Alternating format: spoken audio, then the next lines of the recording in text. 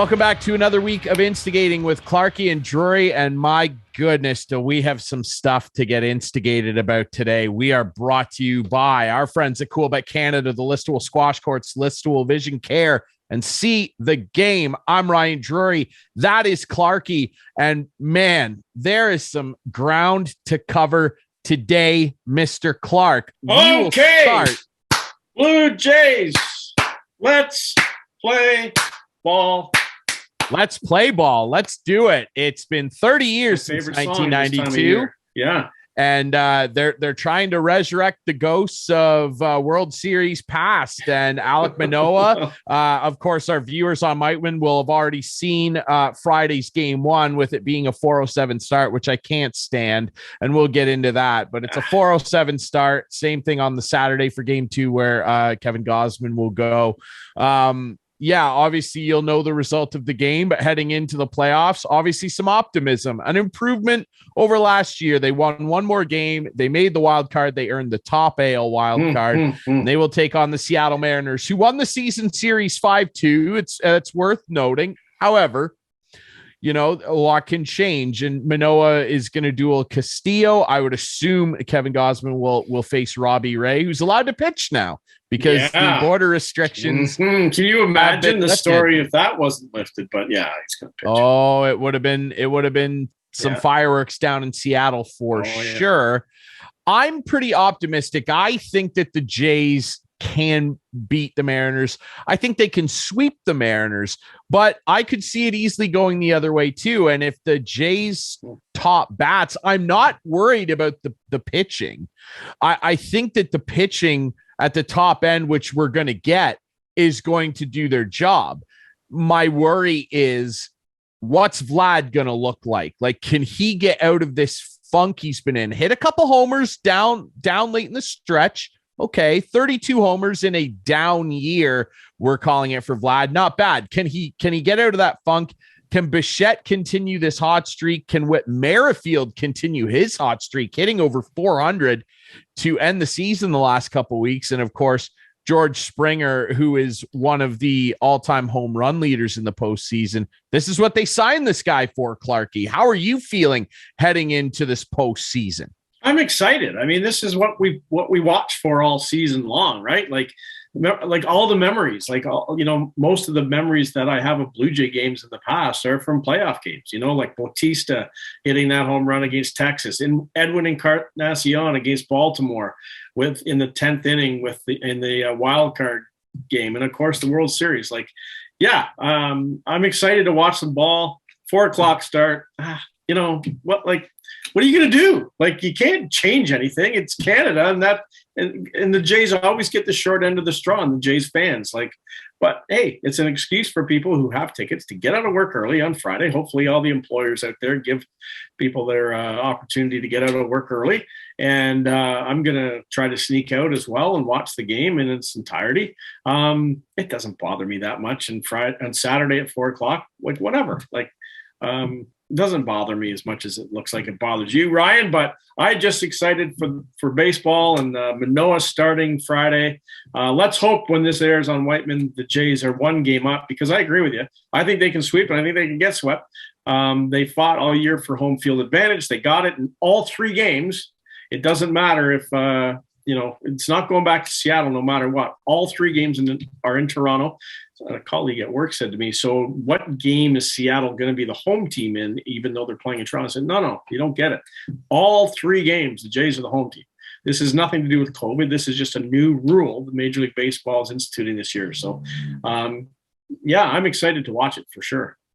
Yeah, the third wild card team, the advent of that, this is the setup that they've come up with. I don't disagree with it. I think it's easier for travel, obviously. And sure. Yeah, here's hoping that the Jays can come out swinging. And yeah, look, the first pitch time is obviously not ideal. And, I'll be heading to an OHL rink, and, I'm sure in the media room, you'll be able to see most of the game then. You won't miss it. Yes, we will all collectively be locked in on my way there. I'll have it on the radio. So it's fine. One thing I will say though is that you're right. We always seem to get the short end of the stick in regards to making way for flashier teams, if you will, and that's the beast that is Major League Baseball. It would have been interesting, though. Let me just say this: it would have been interesting if the Jays were playing Tampa, which and then Seattle and Cleveland. Like, I wonder if that would have changed anything. Tampa's got to be a bigger market than Seattle, right? I don't know about that. Like, no? I don't know if I don't necessarily know that maybe the Florida TV market overall is maybe bigger than Washington State. That's what it's all about, right? It's all about TV market in the States. But that's all it's about. But I think it would probably be the same, because I don't know that the fan base of the Rays, well, that's for sure, is necessarily that big. I would actually venture to say that there's more Mariners fans than Rays fans. You know, I don't know that it would have changed much, but it's a valid thing to wonder.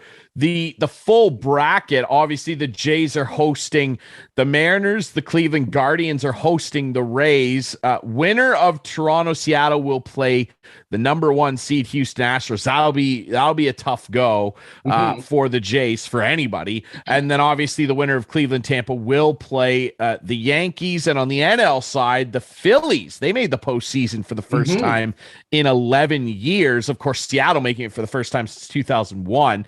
So Philly's going to play St. Louis in St. Louis, San Diego in New York to play the Mets. The winner of Philly St. Louis will take on the Braves, who for the 5th year in a row won their division over the dejected Mets. And the winner of San Diego Mets will play the number 1 team in baseball, the LA Dodgers. It's a great playoff bracket, and we're going to talk about it and where you can maybe lay some heat down on it if you got some spare change kicking around with our friend Jake Bolin-Moss from Coolbet, one of our betting experts.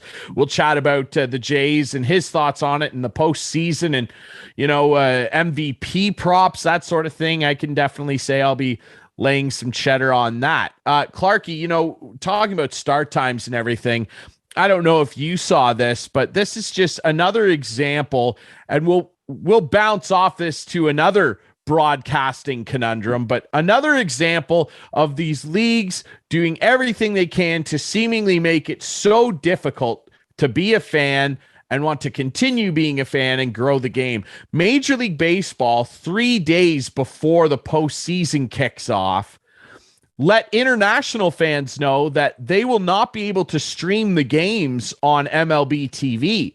They are going to have to pay extra out of pocket outside of North America for other streaming services that are going to exclusively carry the games internationally. This is such a gong show. To do this to people that are subscribing, I saw a mass amount of Blue Jay fans in particular from over in England and Europe and in South America that love Vladdy Jr. and the like. I saw a plethora of tweets, thousands upon thousands. It was trending on Twitter, that are so upset about this. And I just can't believe that 3 days before the playoffs, your premier event kickoff, you do this to people that are watching internationally and already have to go through the trouble of either getting up insanely early or staying up really late to catch these games. It's just such a mess. And another example of that, of Major League Baseball is giving their fans the middle finger. They just don't care. It's crazy. Like, I don't understand how they can do that. It's just the whole broadcast. You mentioned it off Mike. Like, it is just what you said. They don't care about the fans, and I don't know. I'd love to see things, turn around, as we were talking off Mike, and I think we're going to get into this too about the hockey, the Leafs in particular, radio teams this year. There was a report out there from our friend Jonah. From YYZ Media, YYZ, I guess, that the Leafs will not travel, nor the Raptors, their radio broadcast teams on the road this year. They'll be calling the road games off a monitor. That's insane. I just can't believe it. And when we had our friend Alan Davis on, who's down in Buffalo, New York, talking about the sports radio scene down there, go back on our YouTube channel and check that out. It's just bizarre to me that these decisions get made. And again, it all comes back to the main problem that he pointed out and that we constantly point out. These broadcast companies up here and the teams, they're not broadcast companies. That's the problem. Exactly. They're owned by people that broadcasting is not their MO. They don't care about how good it is.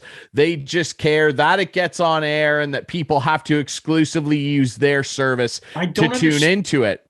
I don't understand the thinking, though, that, they think they're invincible. Well, no, but the thinking that, we'll just put crap on the air and we won't make as much money and it'll be fine. Like, why wouldn't you want the best on the air and make more money? I don't get it.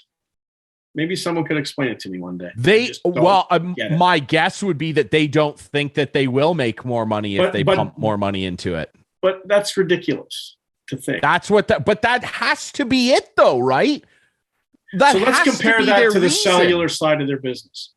So if they never did all the improvements, would they be better or worse? Like, can they charge 5G and all this other stuff? Yeah. Well, I have no idea. They'll always charge more. It's just crazy. And I don't know. They can't give us one thing. Jonah also said, let me just finish. Jonah also said that from what he's heard, neither of the broadcasting companies even tried to go out onto the streets with a package to sell, to make money to travel these teams. So in other words, hey, let's go to Pizza and see if they'll sponsor the Leaf Road broadcasts and kick in money to go and it would cover the travel costs. Because that's all it is travel costs and any transmission costs.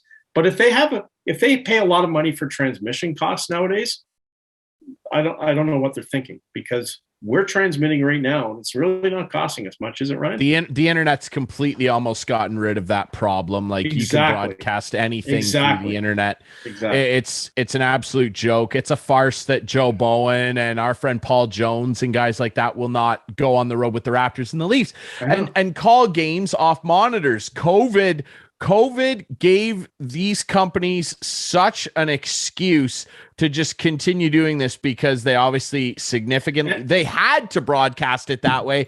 It obviously significantly reduced their bottom end, and they're going, why would we go back? We'll just keep it this way. And that's the problem, and Alan talked about it.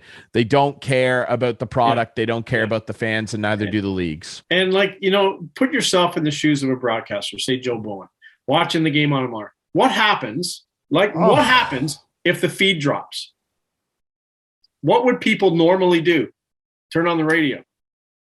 Well, good luck, because now Joe and Jim Ralph will be in the dark. They won't be able to see a thing, right? If the feed ever dropped out from a game. Not that it happens too often, but it does. Back in the day when it dropped out, people would turn the radio on to hear the game if it was a big game. Clarkey, it happened to me last year. I told you about that horror show night at the Sleeman Center where our equipment just failed. There was a power surge and we couldn't finish the broadcast. I'd never experienced anything like it. It was incredible. And it does happen.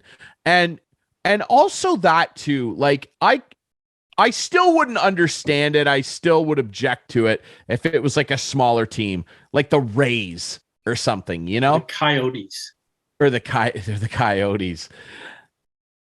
Like, can you imagine this? This is true. The Coyotes radio team is traveling. The Leafs aren't. Wrap your head around that, Rogers and Bell. Wrap your head around that. That's what I'm saying. Like, how are these two enormously massive franchises that are worth literally billions of dollars a piece not sending road broadcast crews on the road? The Guelph Storm, my friend Larry Malott, who has been the voice of the Guelph Storm on CJoy Radio for a long time, goes on the road with the team. It's an OHL team.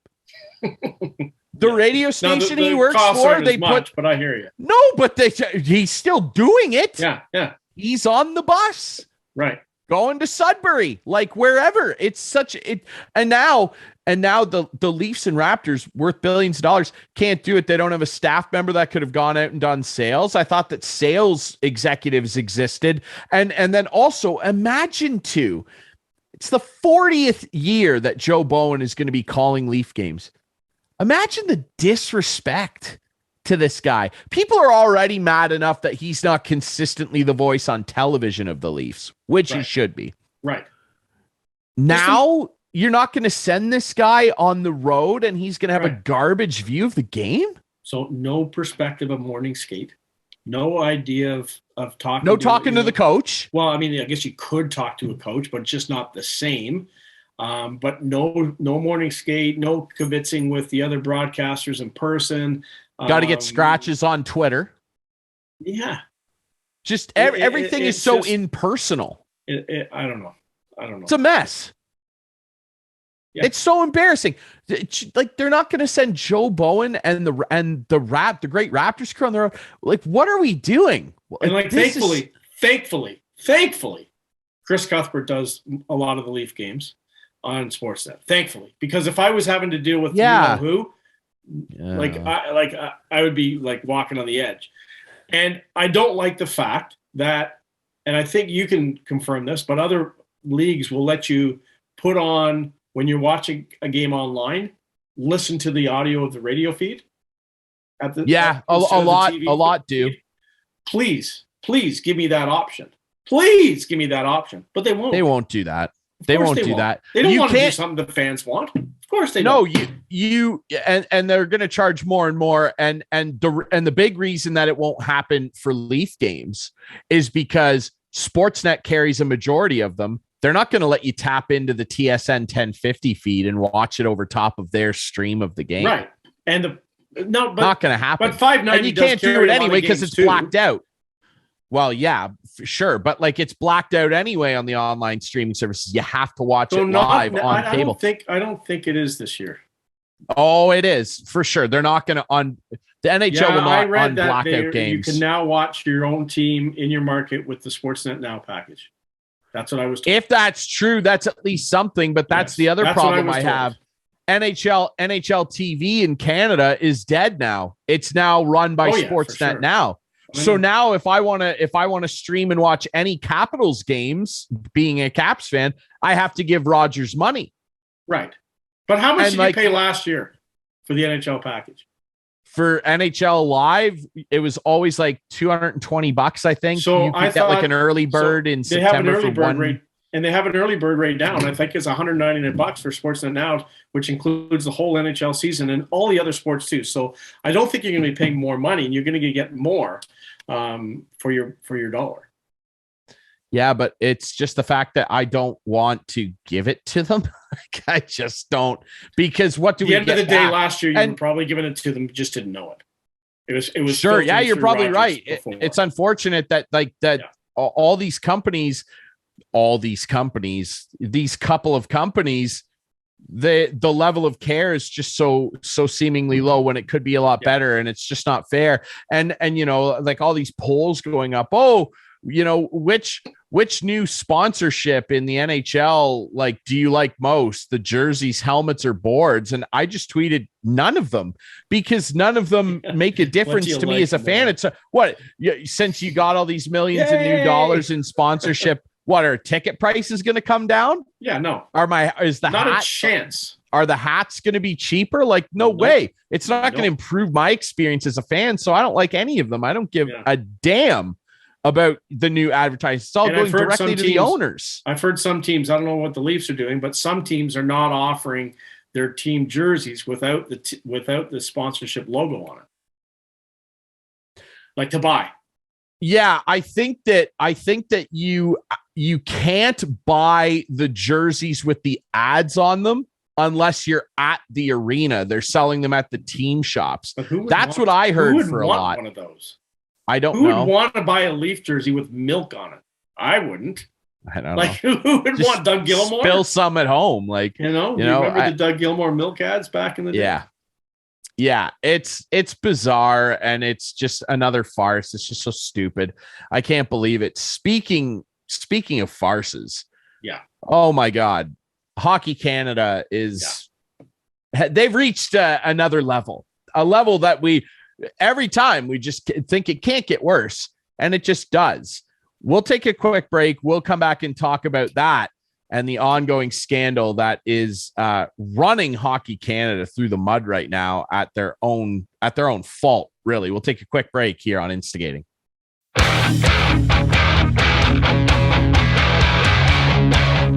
Welcome back to Instigating with Clarkey and Ryan. Drury still with Chris Clark. And as we alluded at the break, we got to talk about Hockey Canada. More hearings that took place on Tuesday night. That was October 4th. And they took place during the day. But on that night, if you haven't seen it yet, you can go on our YouTube channel. I recorded a very long rant about it. And we'll chat a bit about that here now, as there's been some development since I recorded that.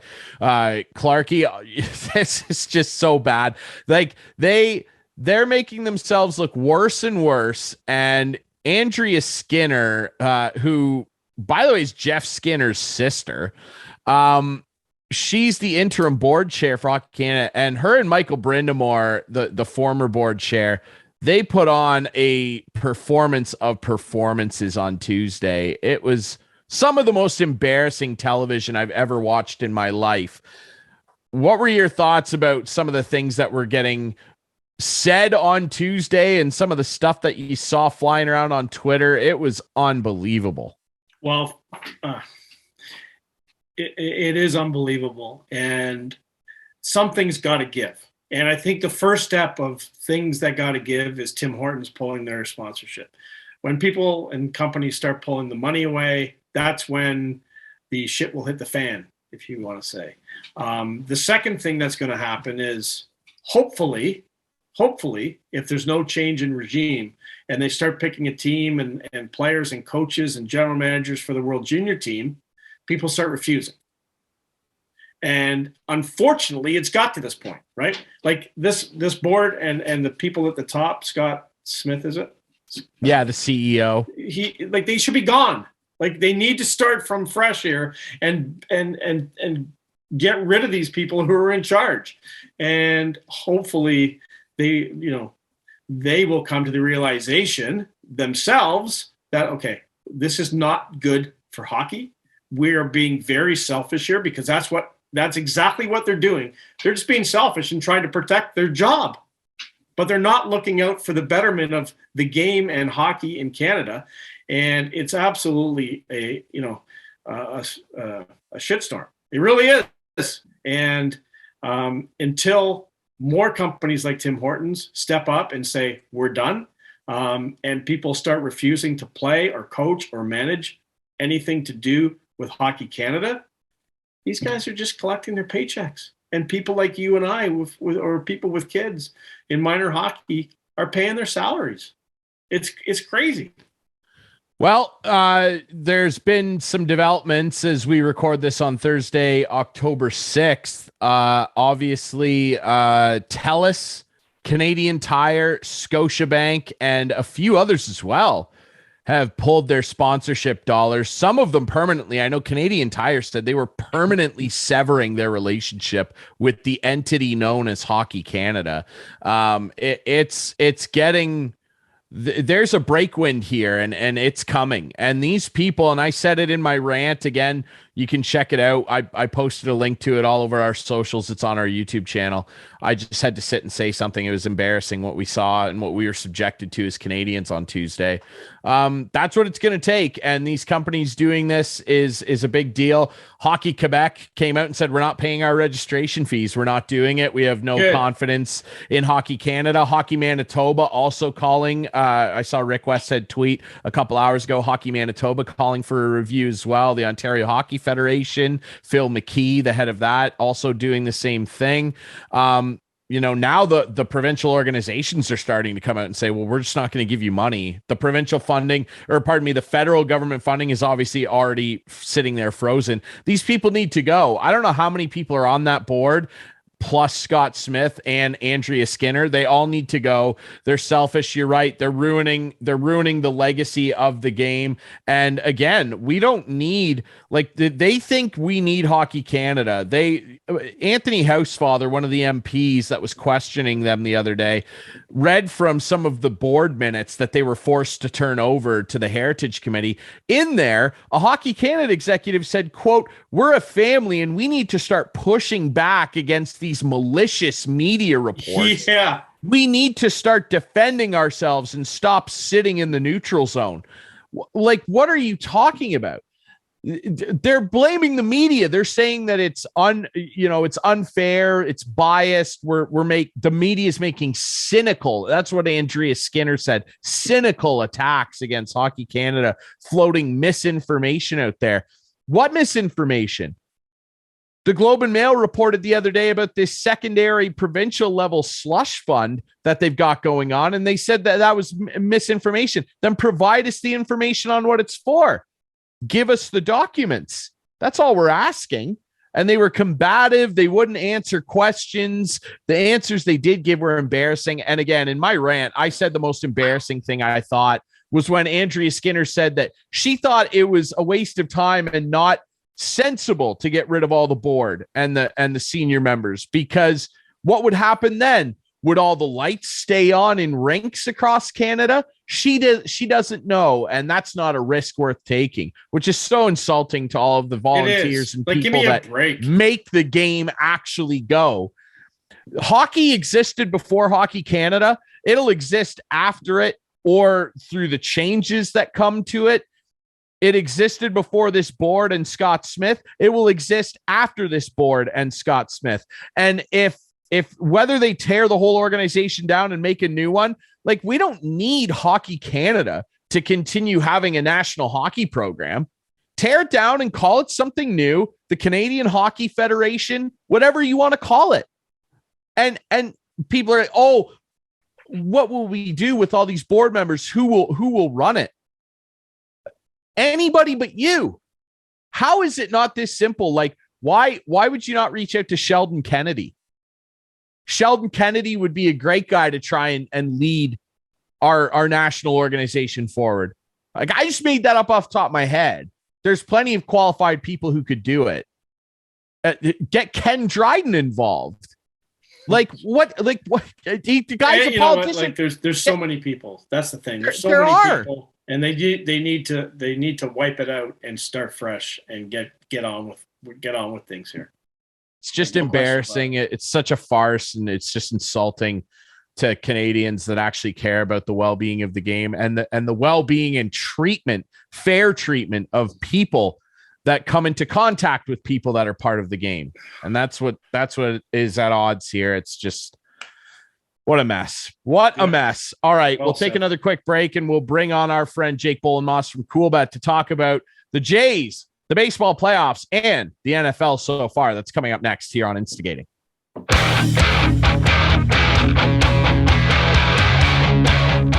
Back to wrap things up here on Instigating with Clarkey and Ryan this week, brought to you by our friends at Coolbet Canada, the Listowel Squash Courts, Listowel Vision Care, and See the Game. And as I mentioned, our friend, the betting expert himself, Jake Bolin-Moss from Coolbet Canada, on with us again. Jake, how you doing, bud? I'm doing all right. Still not an expert, but happy to help out with the show. Are you pumped for the Jays? Fired up for the Jays. Yeah, I'll be there the 200 level tomorrow night. Hoping they can take care of business here. 1-2. I don't want to get to Sunday and be sweating out Thanksgiving dinner in a Jays game. So. No kidding. I think we're all hoping for that. Now, really quick, because I think you are an expert. You know what you're talking about. It doesn't mean Jake wins all of his bets, but Jake's tapped in. He knows what's going on, and I've benefited from a lot of his tips and information over the last little while. Before we start talking about the Jays, though, I would just like to reference a little video that you posted the other week, week 3 of the NFL, where you were mighty upset about the Browns game. Can you please take us through the emotional roller coaster that you shared with the world? Yeah, well, I knew this was going to. I had a bad feeling this was going to come up because I know you were all over it. But yeah, for those who don't know, I had the Steelers. I think it was plus 10.5, and teased with the under, and it looked good pretty much all game. Steelers got the ball late. Actually, the game in my eyes was wrapped up. They'd given the Browns the first down on 3rd and short, I think it was, and then they took it back, and it was 4th and inches. And instead of letting Brissett just do the sneak like he's never failed a sneak in his life, they punted the ball away and downed it like I think it was like at the Pittsburgh 2 or something. So I really just needed the ball to die at that point. And sure enough, they're doing the old rugby play, and it's a fumble, and it's in the end zone, and I need it to not end up in Cleveland's hands. And sure enough, it does. They finish with a defensive touchdown on just a messy final play.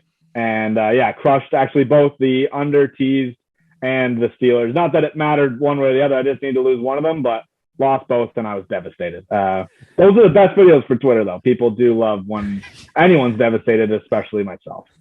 We tweeted out. I tweeted at you on the show account. Quote tweeted you to send prayers your way, because I can't remember the last time I saw somebody so emotionally devastated with the outcome of a game. The emotion on your face, it looked like a scene out of Lord of the Rings, honestly. Like you were Gollum and you dropped the ring into Mount Doom. Like you were devastated. I couldn't believe it. It made for some Was it like mine but when Tampa had a double power play, 2-man advantage in overtime in the game 6? Was it the same level? He didn't freak out and scream and smash the table like you did, Clarkey. But the emotional weight of it all, you could just feel it through the screen. I just wanted to give Jake a hug. Like, oh my God, it's the worst. That's awesome. The line you said where you were like, this is the worst beat in my life. I'll never suffer something like this again. It made for incredible television. You need a reality show, my friend. Yeah, I'd love to do more of those. But I also don't want to lose all the time either. So I'm addicted to betting these primetime teasers lately in the NFL. And I don't know why I continue to suffer, but I just do it every single week. And I actually, outside of that one, they've been all right. But yeah, that one was devastating. It was the grossest one so far. Okay, let's talk some Jays baseball. You're fired up. You're going to be at the game Friday night. Alek Manoah on the hill. How are you feeling overall? We opened the show, kind of sharing our thoughts about it. How are you feeling about how this series could play out? Yeah, I mean, obviously, I think it's going to be Manoah Castillo. I think Manoah has a clear edge in game 1. I think he's like a bona fide ace. I don't know. I've seen Castillo have some issues since he did come over to Seattle. He's had some awesome games, obviously, and he's a great pitcher. But I don't think he's necessarily been the guy they've wanted him to be. So I think just on that basis, I liked him in game 1.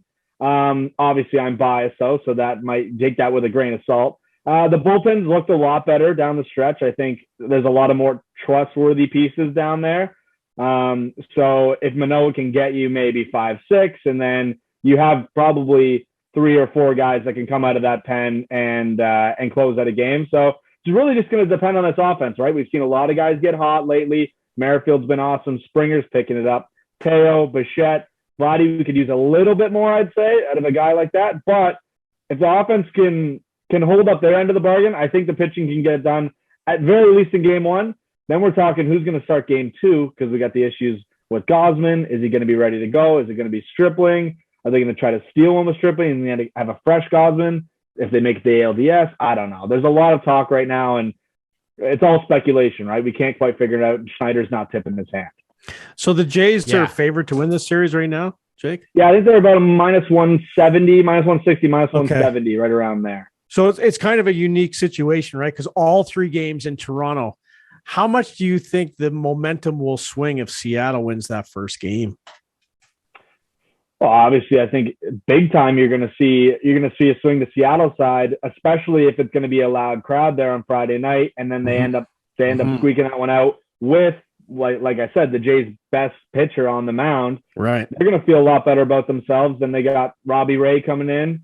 You hope the Jays know him from last year, but you never really know, right? So I think you're going to see a huge momentum swing. Hopefully, we're going to see some crowds like we have in the past, 2015, 2016. Obviously, that can play a bit of a factor. I don't think people give it enough credit. Some people do, but I think other people aren't talking about it nearly enough.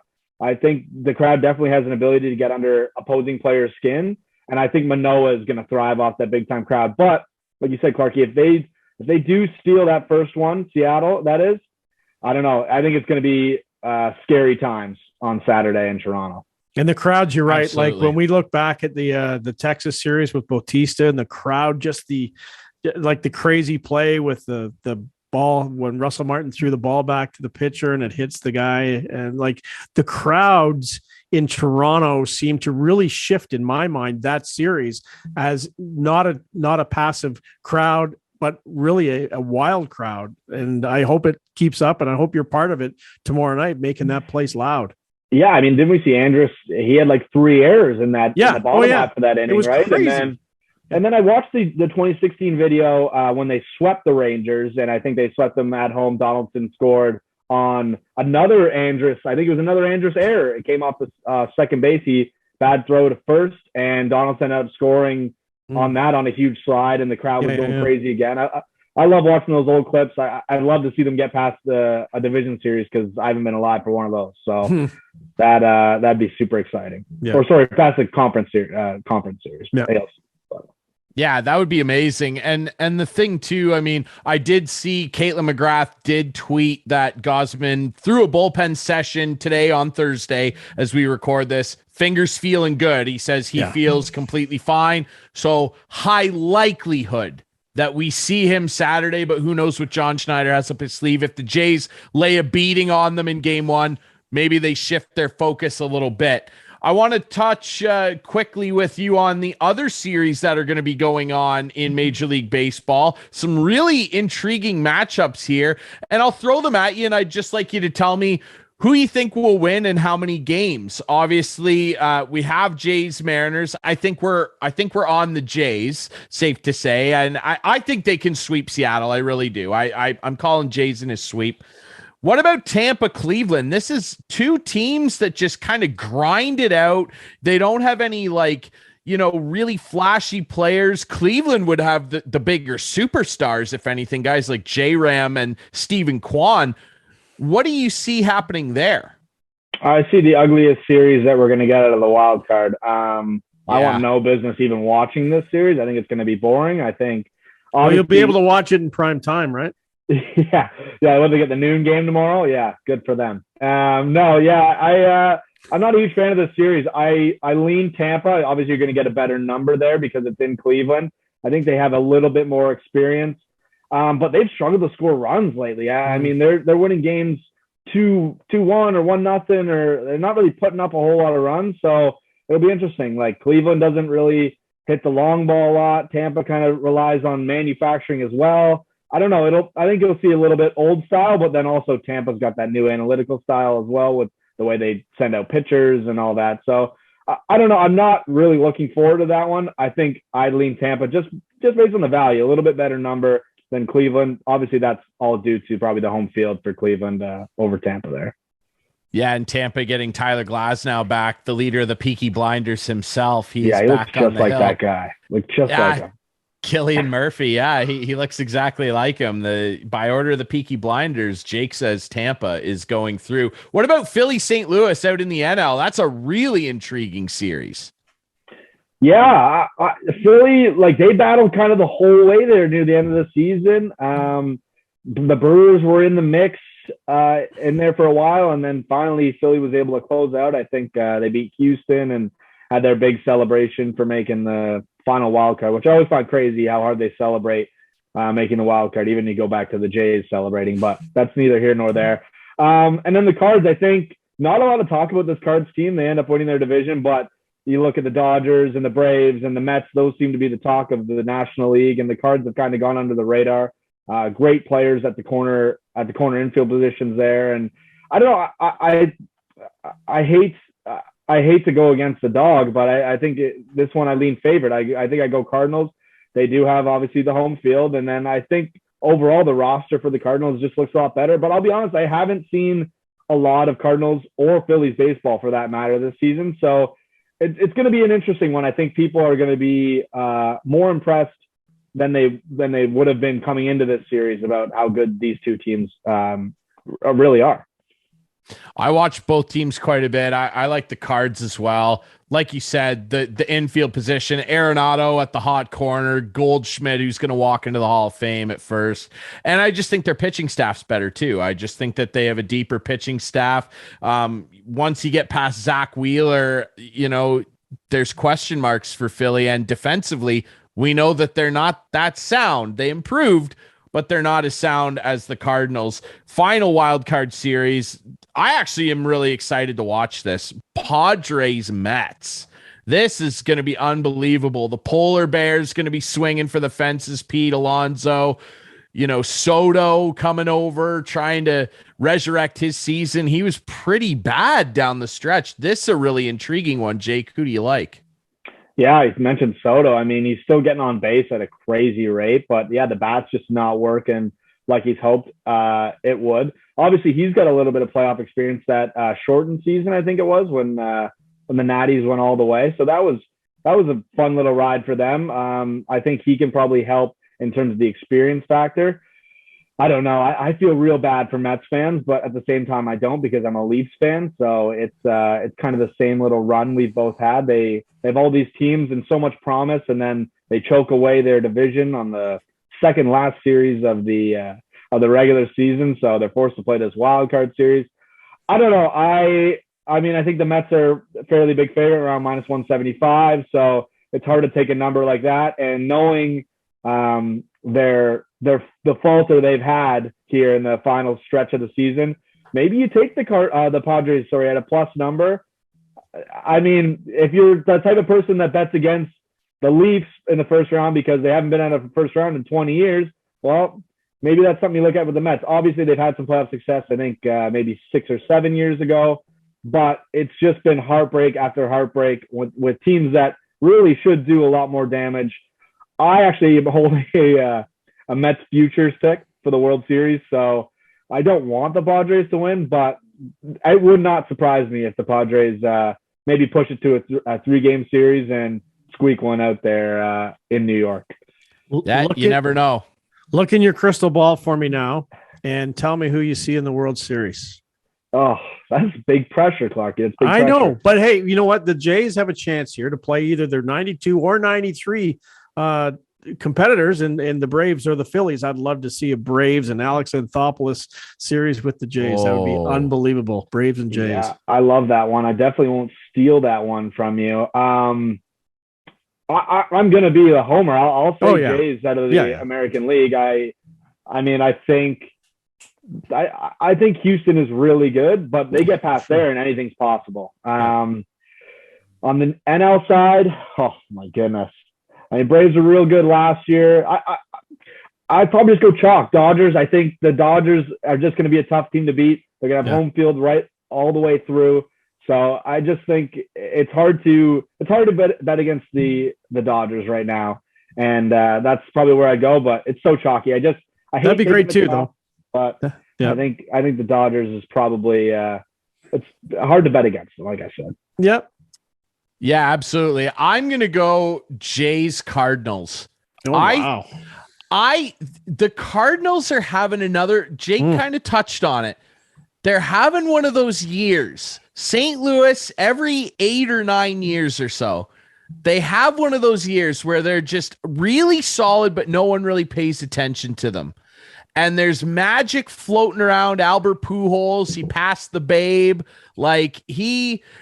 I think that there's some magic there where they can take the big red machine to one more World Series and try and ride them off into the most glorious sunset. Obviously, I'd be picking the Jays against them with a little bias as well, but I think that would be amazing. Jays Cardinals, that would be incredible, because I mean, outside of his dad, Vladdy Jr. always said that Pujols was the guy he looked up to. So it would be really, there's just a lot of intriguing storylines there, but Braves or Phillies, that'd be amazing too, just for history's sake. It'll be great. Now, we'd be remiss if we let you go. We're about a week away from NHL action. And I know Clarkey wants to know about his Leafs, your Leafs, I should say. Maybe you can give my Caps some love too. I don't know. What are your feelings on some early futures props, maybe on the NHL side of things? Is there anything you've kind of dug your nails into yet? Yeah, I think I gave this out a little while ago. I think I had Tarasenko point total. I completely forget what it is now. Maybe around the 75 mark or something like that. I think it was 76.5. Okay. Yeah. So I was right. I was right about there. Yeah. I think he can easily be an 80-point guy. He's super talented, and on a St. Louis team, once again, I feel like he's always under the radar, but has a ton of good young talent. Robert Thomas, Jordan Kyrou, Buchnevich is there. They still have Ryan O'Reilly, and then you have Tarasenko to go in the mix there. The top power play is going to be deadly. I think they have solid goaltending. So, I mean, I think when you're looking for offense from that team, that's probably the horse you go to in Tarasenko. So I think I take his point total over. A little on the spot here. I don't have the odds up in front of me, but it's all good. Yeah. I got a hot take for you. Sure. And this is based not on any of the preseason action. Matt Murray for Vezina. Okay. My only concern with Matt Murray for Vezina, and obviously he's been awesome in the preseason, and you got to take that with a grain of salt. My concern is I think they like Samsonov, and they He's played well. They both played well. Yeah, you wonder if it's going to be just like a 50-50 split, or they'll just ride the hot hand, which I think they probably should do. Yeah. I just wonder if they have a 1 in mind, or if it's just going to be 1A, 1B goalie by committee. I'm already talking Jennings Trophy with my buddies. It's the best goalie tandem in the league. That's right. According to preseason. Exactly. Look at Ryan. Yeah, Ryan is speechless for the first time ever. Yeah, no, I know. We always have just crazy takes in our group chat. And yeah, I think Murray and Samsonov had a couple good nights in a row, and it was Jennings Trophy winners by season. The thing that hurts the Leafs, I think, in the preseason is the crap teams they seem to be playing all the time. Ottawa and Buffalo and Montreal. Yeah, people have high hopes for Ottawa. I don't think Ottawa is going to be as good as people think they're going to be. Maybe that'll be my hot take. I think they're still dogs. I think plus 200 to make the playoffs. So I'm not taking them to miss the playoffs by any means, but I think they're a little overhyped. I think it'll be interesting to see what happens. Sandy's in on the action. She hasn't been on TV for a while, so what did our unofficial mascot? I wonder what Sandy thinks of the Leafs this year. The Leafs? Yeah, she likes. Yeah, she's all in on Matt Murray. She's a Matt Murray fan for sure. I don't know. Yeah, Matt Murray Vezina. I don't know about that myself. Real quick, Matthews, you gonna get 60 again? Yeah, I mean, we're going for 70 now. 60s. We're not really at 60 anymore. We're going for 70. That's right. Yeah, I think he can do it. I mean, he's going to get a ton of ice time, right? And if he can stay healthy.